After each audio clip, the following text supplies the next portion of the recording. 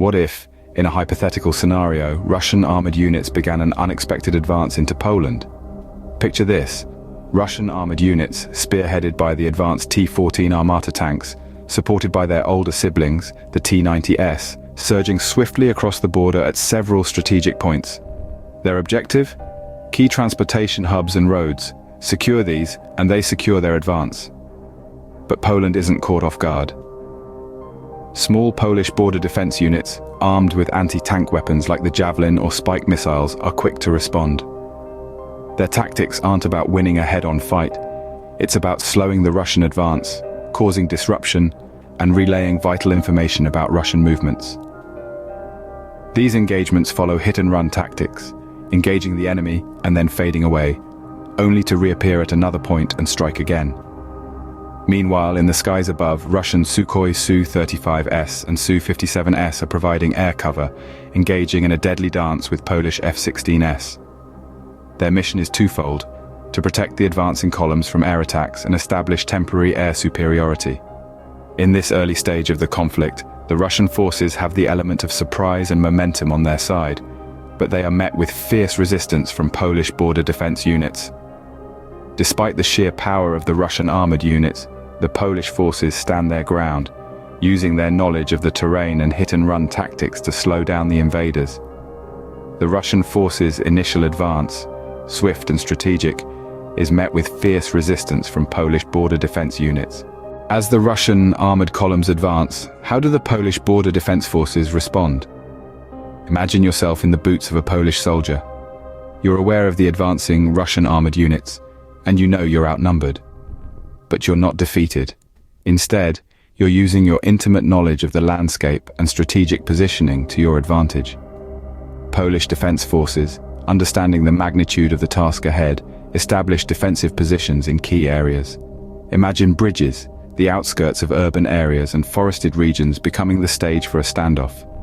The terrain is used to their advantage, creating a natural barrier against the larger Russian force. These soldiers are not just waiting for the enemy.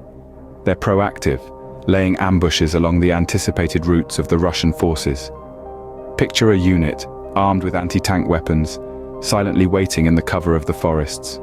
They target the leading and rear vehicles in a column, creating bottlenecks and slowing the advance. This isn't a game of numbers, but a game of strategy. Drone intelligence supports these efforts, providing real-time updates on enemy movements.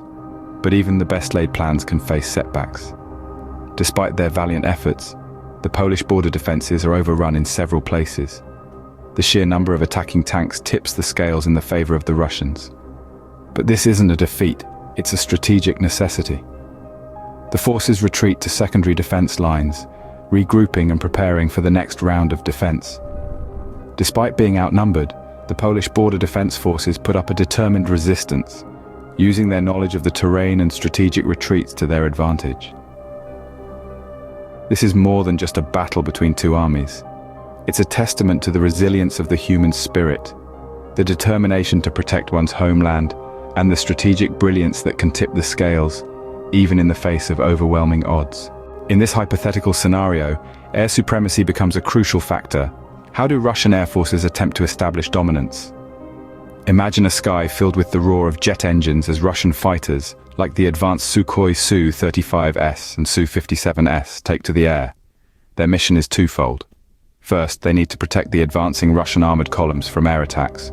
Second, they aim to establish temporary air superiority, a vital factor in modern warfare.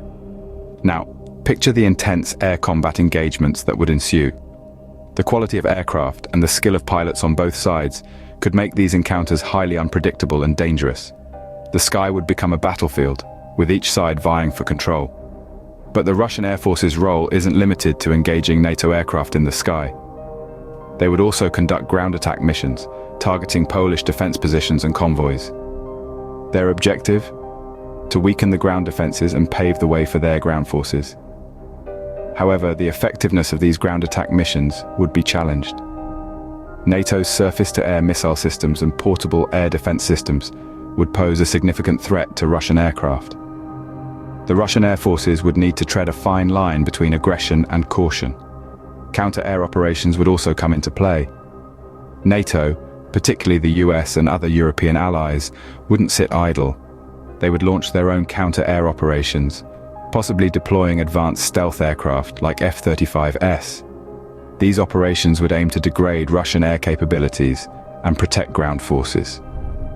The battle for air supremacy would be a high-stakes game of chess. Each side would need to outmaneuver the other, constantly adapting to ever-changing battlefield conditions and tactics.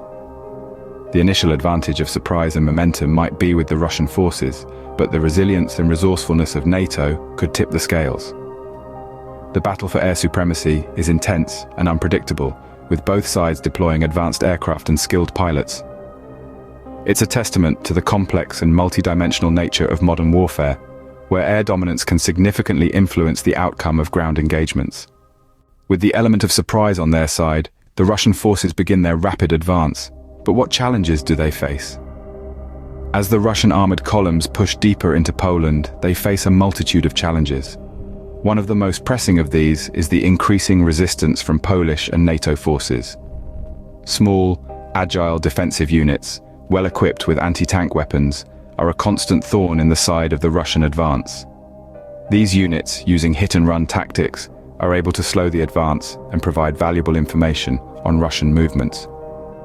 Further complicating the Russian advance is the logistical challenge of maintaining momentum over a large area. Supply lines have to be kept open and secure, often stretching back hundreds of kilometers to the Russian border. The rapid advance also puts a strain on the mechanical reliability of the tanks and armored vehicles. Breakdowns and mechanical issues can cause delays and create vulnerabilities.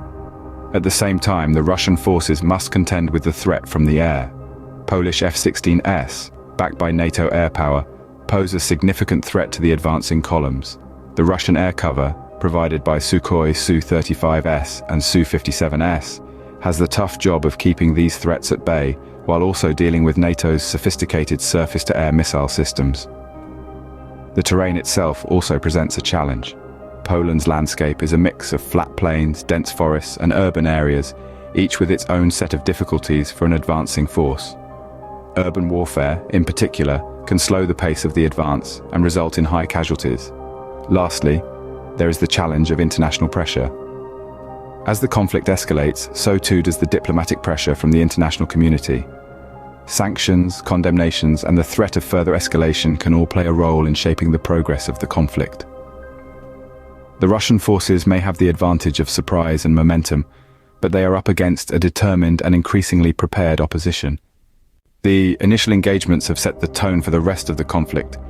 What could be the potential aftermath of this hypothetical scenario? In the wake of this imagined conflict, the strategic implications for both Russia and NATO would be profound.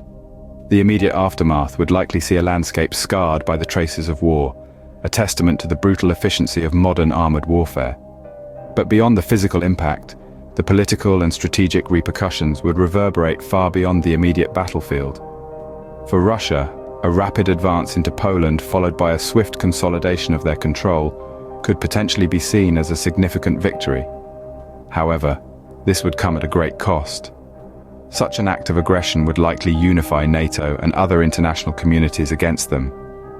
The economic sanctions and political isolation could cripple Russia's economy and international standing. On the other hand, NATO's response would be crucial. While the initial engagements may have seen them on the back foot, the alliance's strength lies in its unity and collective defense. A robust counter-offensive, leveraging their superior air power and technological advantages, could potentially halt the Russian advance and even push them back. However, the potential for escalation is a chilling prospect. As tensions rise, so does the risk of the conflict spreading beyond the initial war zone, drawing more nations into the fray. This could lead to a widespread conflict, the likes of which the world has not seen since the Second World War. This is where international diplomacy comes into play. The role of diplomatic channels in preventing further conflict cannot be overstated. This hypothetical scenario emphasizes the importance of dialogue, negotiation, and diplomatic intervention to de-escalate tensions and prevent such a conflict from happening in the first place. Though the outcome of these initial engagements is uncertain, what is clear is that the stakes are high, and the potential for escalation makes this a scenario that the world must strive to avoid.